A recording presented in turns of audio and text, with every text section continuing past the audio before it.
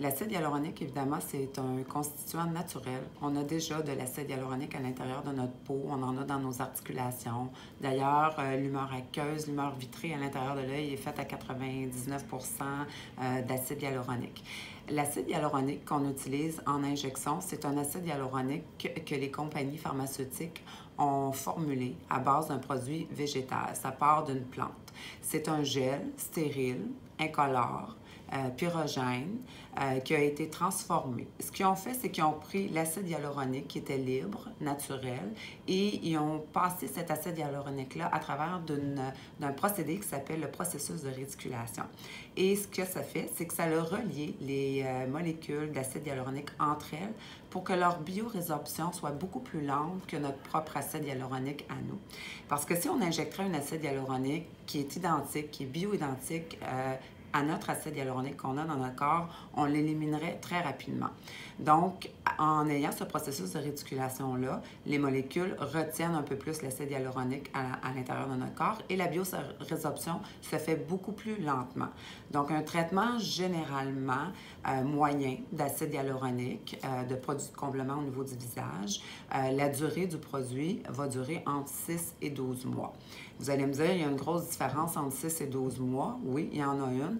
C'est du fait qui est relié à la quantité qu'on a injectée ou si c'est une première injection ou si c'est un traitement d'entretien. Donc, une fois qu'on a eu quelques seringues d'injecter au niveau du visage, parce qu'on a refait la pommette, on a injecté les lèvres, on a refait le contour du bas du visage, on a travaillé le menton ou les tempes, l'acide hyaluronique qu'on a injecté, le corps va l'apercevoir un peu moins comme un corps étranger et la biorésorption va être beaucoup plus lente. Donc, oui, la première année, quand on commence à faire des injections d'acide hyaluronique, c'est un petit investissement. On peut le faire progressivement, une seringue à la fois, comme on peut aussi aller vers ce qu'on appelle un peu des soft lifts, et de mettre quelques seringues à la fois pour vraiment redonner là, une certaine rondeur au visage.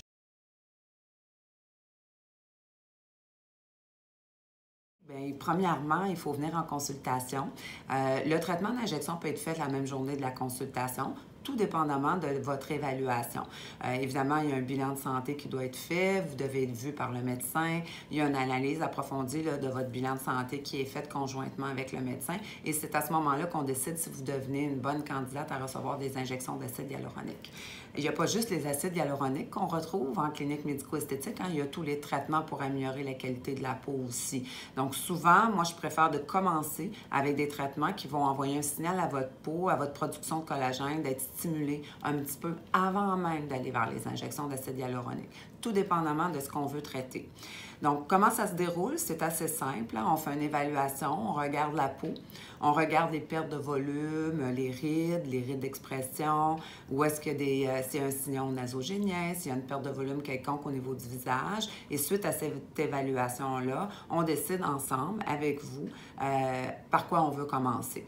Donc, évidemment, il y a une structure au niveau des injections. Et maintenant, on est très chanceux.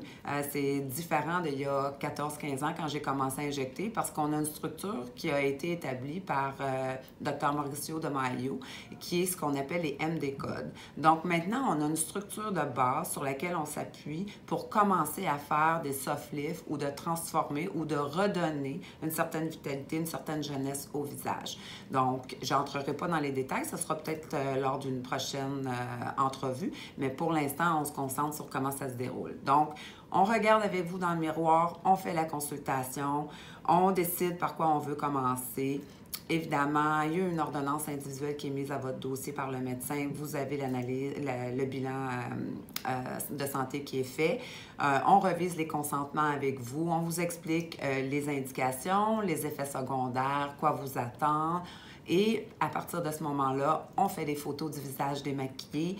On nettoie la peau. Dans certains cas, on applique une crème anesthésiante ou maintenant, à l'intérieur des produits, il y a de la lidocaïne aussi. Donc, tout dépendamment de la zone qu'on va traiter, on va s'assurer que vous soyez confortable lors du traitement. Ça, c'est très important. Surtout dans la prochaine vidéo, vous allez voir au niveau des lèvres, c'est très important d'être bien anesthésié. Parce que c'est une zone un petit peu plus sensible, qu'exemple, que de faire le cerne ou la joue. Ensuite de ça, bien évidemment, on nettoie la peau, on l'asepsie, on prépare le traitement, puis on fait la procédure d'injection. Dans la prochaine vidéo, vous allez voir une première injection chez Catherine pour les lèvres. C'était surtout la lèvre supérieure parce qu'elle est toute jeune, puis elle n'en avait pas besoin de beaucoup, mais ça serait une belle indication pour commencer. Par la suite, évidemment, on renettoie la peau, on s'assure qu'elle est intacte, on fait un léger massage, on va mettre de la glace, on va vous donner les recommandations à suivre à la maison suite à votre traitement et on vous revoit en rendez-vous de contrôle 2 semaines suivant votre traitement. On refait des photos, puis on regarde ensemble qu'est-ce que ça a donné. Souvent, tout est beau, hein? On n'a pas besoin de retouche, mais des fois, ça peut arriver qu'on a besoin d'une petite retouche.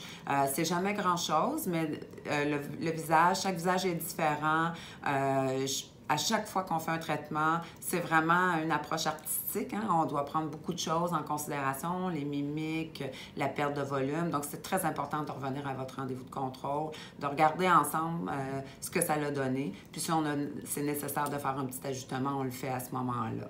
Et puis, par la suite, bien, on vous donne les recommandations quand est-ce revenir ou c'est quoi la prochaine étape à votre traitement.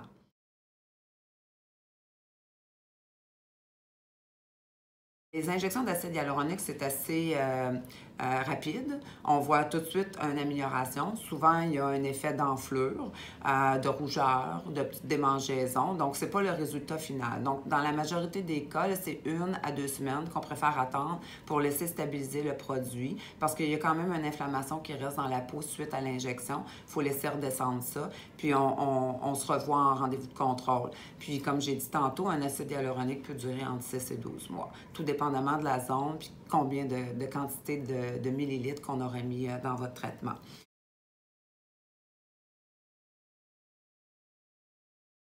Évidemment, il y a plusieurs zones qu'on peut faire maintenant avec les acides hyaluroniques, surtout avec la nouvelle structure des MD codes. Ce qui est vraiment intéressant, c'est qu'on a vraiment toutes des étapes très précises pour vraiment revitaliser, redonner une certaine fermeté à la peau, recréer des volumes où est-ce qu'on en a perdu, réhydrater la peau, corriger un cerne. Donc, les zones sont... C'est le visage au complet, dans le fond. On peut faire les lèvres, évidemment, on peut faire le menton, on peut faire le relâchement, les sillons des plis nasogéniens, le pli d'amertume, on peut faire les petites rides de surface, on peut refaire la joue, on peut faire le cerne, on peut refaire la fondation au niveau de la mâchoire, on peut faire les tempes, on pourrait faire le front aussi, dans certains cas. On pourrait même faire les gens qui ont une perte de volume au niveau de l'arcade sourcilière. Il y a des zones plus à risque que d'autres. Il y a des zones qui sont plus sécuritaires que d'autres. Donc, c'est toujours important d'aller voir quelqu'un qui a de l'expérience en injection. Donc, et voilà. Je pense que j'ai fait le tour des questions-réponses par rapport à l'acide hyaluronique.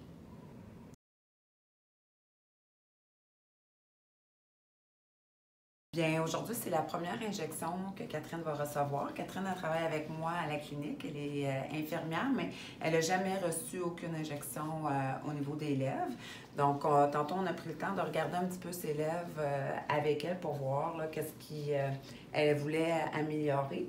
Donc, on peut regarder dans le miroir, Catherine, pour voir, toi, qu'est-ce que tu aimerais améliorer au niveau de tes lèvres? La symétrie, puis donner un petit peu plus de volume. OK. Donc, on va commencer avec ça aujourd'hui. On va juste commencer avec un petit 0,4, une demi-seringue.